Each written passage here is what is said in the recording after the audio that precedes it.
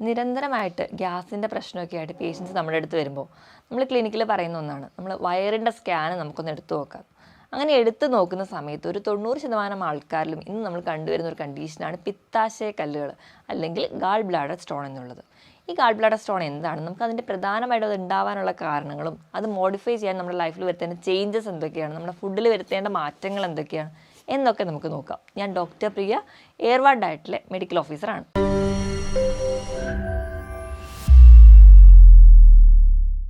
Gall bladder stone.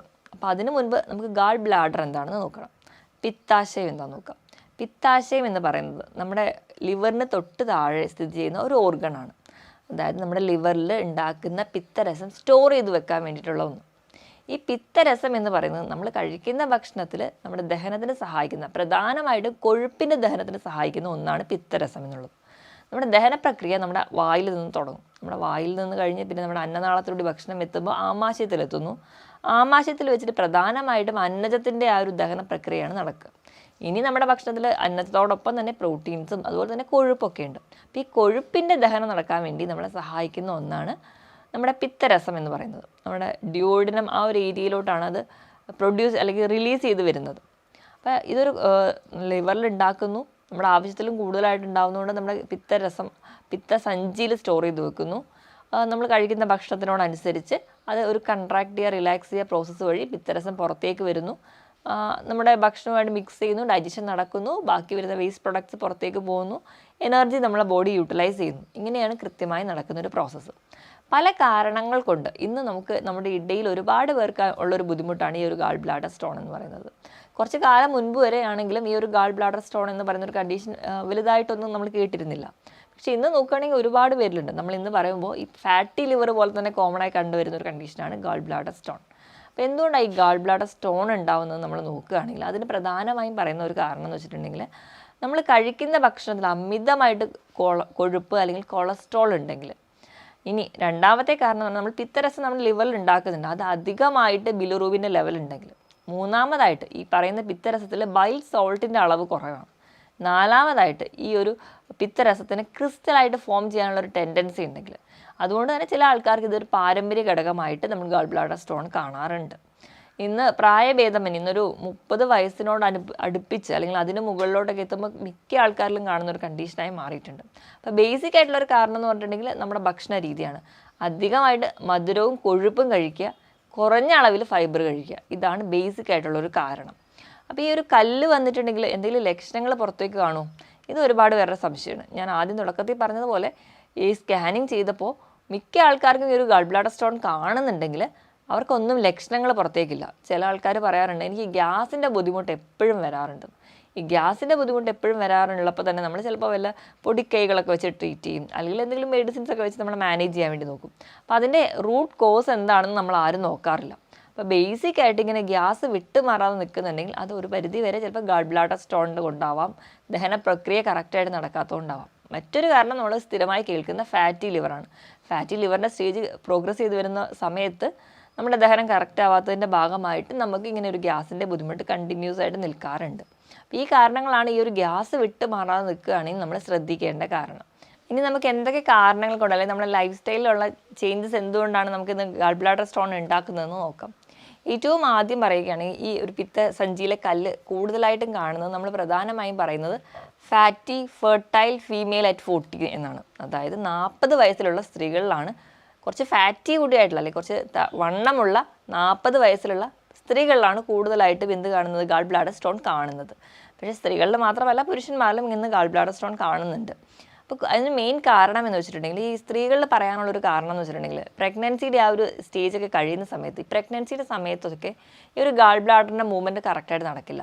നമ്മളെ വയറൊക്കെ വീർക്കുന്ന ഒരു സമയമാകുമ്പോൾ ഈ ഗാൾ ബ്ലാഡറിൻ്റെ കൺട്രാക്ഷൻ റിലാക്സേഷൻ പ്രോസസ്സ് കറക്റ്റ് ആവില്ല. അപ്പോൾ അങ്ങനെ കറക്റ്റ് അല്ലാത്തതിൻ്റെ ഭാഗമായിട്ട് അതൊരു ക്രിസ്റ്റൽ ഫോർമേഷനുള്ള ടെൻഡൻസി ഉണ്ട്, അങ്ങനെ വരാം. ഇനി അമിത വണ്ണമുള്ള ആൾക്കാർക്ക് എന്തായാലും അറിയാം, അവർക്ക് കൊഴുപ്പ് കൂടുതലാണല്ലോ. അപ്പോൾ കൊഴുപ്പ് കൂടുന്നതിൻ്റെ ഭാഗമായിട്ട് ഈ ബൈലിൽ ഇതുപോലെ തന്നെ കൊളസ്ട്രോൾ ലെവൽ കൂടുന്നു. അത് നമുക്ക് ബൈൽ സ്റ്റോൺ ഉണ്ടാവാനുള്ള കാരണമാവുന്നുണ്ട്, അല്ലെങ്കിൽ ഗാൾ ബ്ലാഡർ സ്റ്റോൺ ഉണ്ടാവാനുള്ള കാരണമാവുന്നുണ്ട്. ഇനി ചില ആൾക്കാരാണെങ്കിൽ ശരീരഭാരം പെട്ടെന്ന് കുറയ്ക്കാൻ വേണ്ടി 2-3 ആഴ്ച കൊണ്ട് ഒരു 4 കിലോ എങ്കിലും കുറയ്ക്കണം എന്ന് ടെൻഡൻസി വെച്ചിട്ട് ഫുഡ് പെട്ടെന്ന് അഡ്ജസ്റ്റ് ചെയ്യുക അല്ലെങ്കിൽ ഫുഡ് പെട്ടെന്ന് മാറ്റുന്ന ആൾക്കാർ കീറ്റോ ഡയറ്റിലോടൊക്കെ പോകുമ്പോൾ അവിടെയൊക്കെ നമ്മൾ കൂടുതലായിട്ട് ഡിപ്പെൻഡ് ചെയ്തിരിക്കുന്നത് കൊഴുപ്പൊക്കെ തന്നെയാണ്. അപ്പം അതിൻ്റെ ഭാഗമായിട്ട് നമുക്കിന്ന് ഗാൾ ബ്ലാഡർ സ്റ്റോൺ കൂടി വരുന്നുണ്ട്. നമ്മൾ വെയിറ്റ് പെട്ടെന്ന് കുറയ്ക്കുന്ന സമയത്ത് നമ്മുടെ ബൈലിൽ ഈ കൊഴുപ്പിൻ്റെ അളവ് കൂടും. അപ്പോൾ അത് നമുക്ക് വീണ്ടും കൊഴുപ്പ് അടിഞ്ഞ് കല്ലായി മാറാൻ ഒരു ടെൻഡൻസി ഉണ്ട്. ഇനി ചില രോഗങ്ങളൊക്കെ ഉള്ളവർ, ഇപ്പോൾ ന്യൂമോണിയ പോലെയുള്ള കണ്ടീഷൻസോ അല്ലെങ്കിൽ നമ്മുടെ വയറിലൊക്കെ വേറെ എക്സ്റ്റേണൽ ഗ്രോത്ത് ഒക്കെ കൂടുതലുണ്ടെങ്കിൽ ഈ ഗാൾ ബ്ലാഡർ സ്റ്റോൺ ഉണ്ടാവാനുള്ള ടെൻഡൻസി കൂടുതലാണ്. അതിന് കാരണം ഈ ഒരു ഗാൾ ബ്ലാഡറിൻ്റെ മൂവ്മെൻറ്റ് കറക്റ്റായിട്ട് നടക്കില്ല.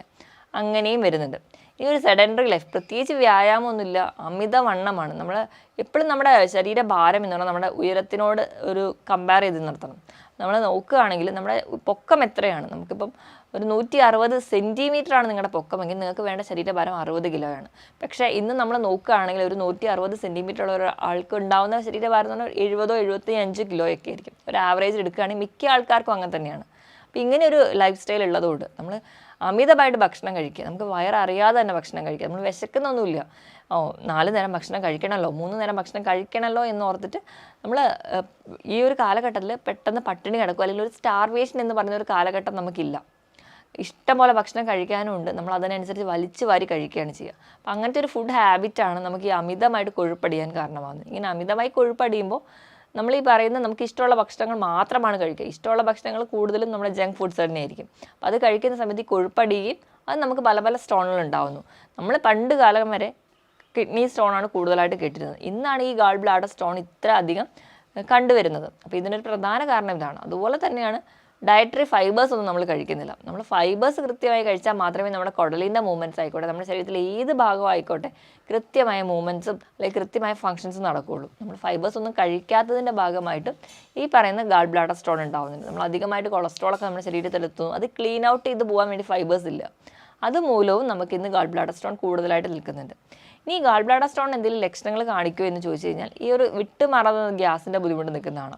ഈ ഒരു സ്റ്റോണ് നമുക്കറിയാം പിത്തസഞ്ചിയുടെ ഉള്ളിലാണ് സ്ഥിതി ചെയ്യുന്നതെങ്കിൽ നമുക്ക് ഈ പറയുന്ന ഗ്യാസിൻ്റെ ബുദ്ധിമുട്ടായിട്ടൊക്കെ നിൽക്കും. ഈ പിത്തസഞ്ചിയിൽ നിന്ന് നമ്മുടെ പിത്തരസം പുറത്തേക്ക് വരുന്ന ഒരു ബൈൽ ഡക്റ്റ് എന്ന് പറയുന്ന ഒരു കണക്ഷൻ ഉണ്ട്. ഈ ഒരു ഡക്റ്റിലാണ് വന്ന് നിൽക്കുന്നതെങ്കിൽ കല്ല് വളരെ വലുതായി നിൽക്കുകയാണെങ്കിൽ നമുക്കതൊരു ബ്ലോക്ക് ഉണ്ടാവാനും അവിടെ പിത്തസഞ്ചിയിൽ ഇൻഫെക്ഷൻ ഉണ്ടാവാനും അവിടെ കോളിസിസ്റ്റൈറ്റിസ് എന്ന് പറയുന്ന ഭയങ്കര കഠിനമായ ഒരു വേദന ഉണ്ടാകുന്ന ഒരു കണ്ടീഷനിലോട്ട് പോകാൻ കാരണമാവും. ചില ആൾക്കാർക്ക് വളരെ ചെറിയ നമ്മുടെ മണൽത്തരിയോളം വലുപ്പമുള്ള കല്ലുകളുണ്ട്. അത് വളർന്ന് വലിയ കല്ലാവാനുള്ള ചാൻസും വളരെ കൂടുതലാണ്. അപ്പം പിത്തസഞ്ചിയിൽ ഇങ്ങനെ വലിയ കല്ലുകളാണ് ഉണ്ടാവുന്നതെങ്കിൽ നമ്മുടെ ബൈലിൻ്റെ ആ ഒരു ഫ്ലോ തടയുകയും നമുക്ക് ചിലപ്പോൾ മഞ്ഞപ്പിത്തമായിട്ടൊക്കെ പ്രസൻറ്റ് ചെയ്യാറുണ്ട്, വയറുവേദനയായിട്ട് പ്രസൻറ്റ് ചെയ്യാറുണ്ട്. ഈ ഒരു വയറുവേദന 3 മുതൽ 4 മണിക്കൂർ വരെ നീണ്ടു നിൽക്കുന്നതായിരിക്കും. അപ്പോൾ ഈ ഒരു വയറുവേദന നമ്മൾ ആദ്യമൊക്കെ ഗ്യാസിൻ്റെ ബുദ്ധിമുട്ടാണല്ലോ എന്നൊക്കെ ഓർത്ത് ചെറിയ പൊടിക്കൈകളൊക്കെ വെച്ചുകൊണ്ടിരിക്കും. പക്ഷേ വേദന വിട്ടുമാറാതെ നിൽക്കും. അതോടൊപ്പം തന്നെ ഈ വേദനയോടൊപ്പം തന്നെ ഈ ഒരു വേദന റേഡിയേറ്റ് ചെയ്ത് നമ്മുടെ ഷോൾഡർ ബ്ലേഡിലേക്ക് അല്ലെങ്കിൽ നമ്മുടെ സ്കാപ്പുല പോലെയുള്ള ഏരിയയിലോട്ട് നമ്മുടെ പുറം ഭാഗത്തേക്ക് കൂടുതലായിട്ട് റേഡിയേറ്റ് ചെയ്തു പോകുന്നത് കാണാൻ പറ്റും. അപ്പം അങ്ങനെ ഒരു ബുദ്ധിമുട്ടും ഈ ഒരു ഗാൾ ബ്ലാഡർ സ്റ്റോൺ മൂലമുണ്ടാകുന്ന വേദനയിൽ നമ്മൾ കൂടുതലായിട്ട് കാണാറുണ്ട്.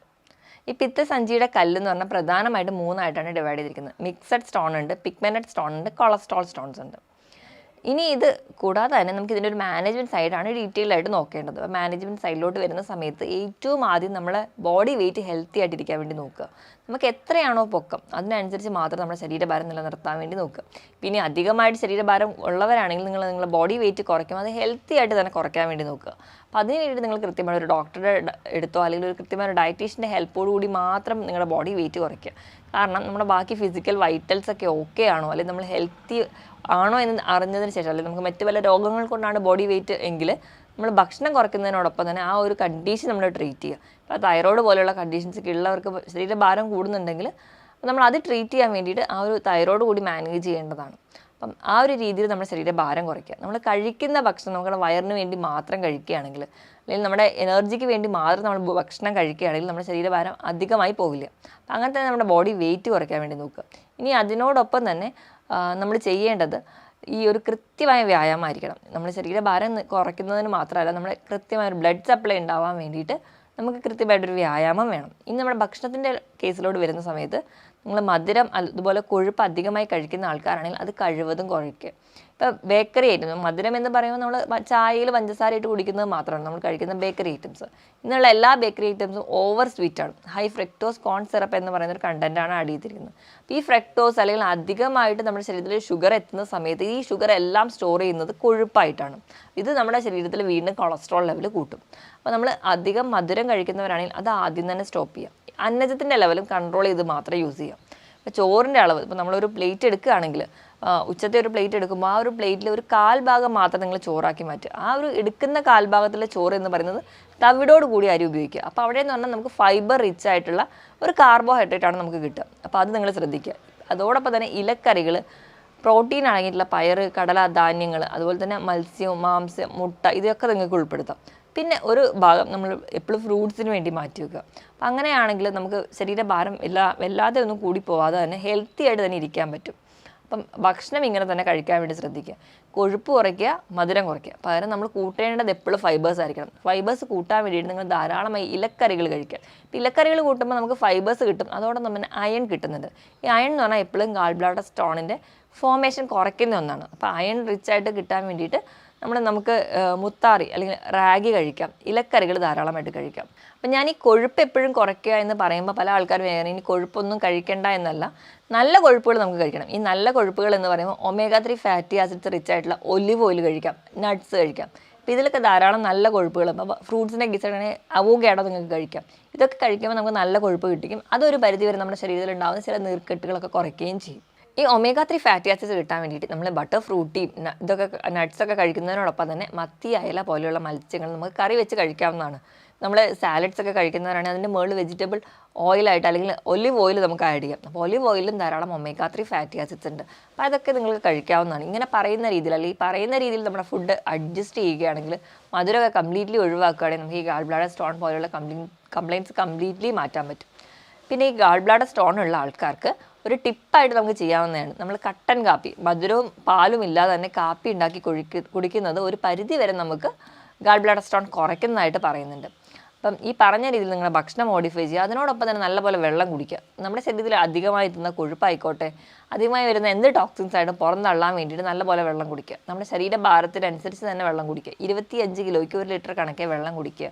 കൃത്യമായ ഒരു വ്യായാമം കൂടി ഉണ്ടെങ്കിൽ നമുക്ക് ഈ gall bladder stone completely manage ചെയ്യാൻ പറ്റുന്ന ഒരു കണ്ടീഷൻ തന്നെയാണ്. അല്ലെങ്കിൽ ഇത് വരാതിരിക്കാൻ നമുക്ക് സഹായിക്കാൻ പറ്റും. ഈ പറഞ്ഞ കാര്യങ്ങളൊക്കെ ശ്രദ്ധിക്കണം. ഇപ്പോൾ ഈ ഗാൾ ബ്ലാഡർ സ്റ്റോൺ വന്നിട്ടുണ്ടെങ്കിൽ ആ ഒരു സ്റ്റോൺ ഉണ്ടാക്കുന്ന ബുദ്ധിമുട്ടല്ലാതെ തന്നെ ഗാൾ ബ്ലാഡറിന് മൊത്തത്തിൽ അത് ബ്ലോക്ക് ഉണ്ടാകുകയും അവിടെ ഇൻഫെക്ഷൻ ഉണ്ടാകും. നമ്മൾ പിന്നെ സർജറി ചെയ്യുമ്പോൾ ഗാൾ ബ്ലാഡർ മൊത്തത്തിൽ തന്നെ സർജറി ചെയ്യേണ്ടി വരും. അപ്പോൾ അത് നമുക്ക് വേറെ ഡൈജസ്റ്റീവ് കംപ്ലയിൻറ്റ്സ് ഒക്കെ ഉണ്ടാക്കും. അപ്പോൾ അത് വരാതിരിക്കാൻ വേണ്ടി നമ്മൾ മുൻകൂട്ടി തന്നെ ഈ പറഞ്ഞ രീതിയിലൊക്കെ ഭക്ഷണം മോഡിഫൈ ചെയ്യുകയാണെങ്കിൽ നമുക്കിത് കംപ്ലീറ്റ്ലി വരാതിരിക്കാൻ തന്നെ നമുക്ക് സഹായിക്കാനും പറ്റും. ഈ പറഞ്ഞ കാര്യത്തിൽ എന്തെങ്കിലും ഡൗട്ട് ഉണ്ടെങ്കിൽ താഴെ കാണുന്ന നമ്പറിൽ കോൺടാക്ട് ചെയ്യുക. മറ്റൊരു ഹെൽത്ത് ടോപ്പിക്കുമായിട്ട് വീണ്ടും കാണുന്നത് വരെ നന്ദി.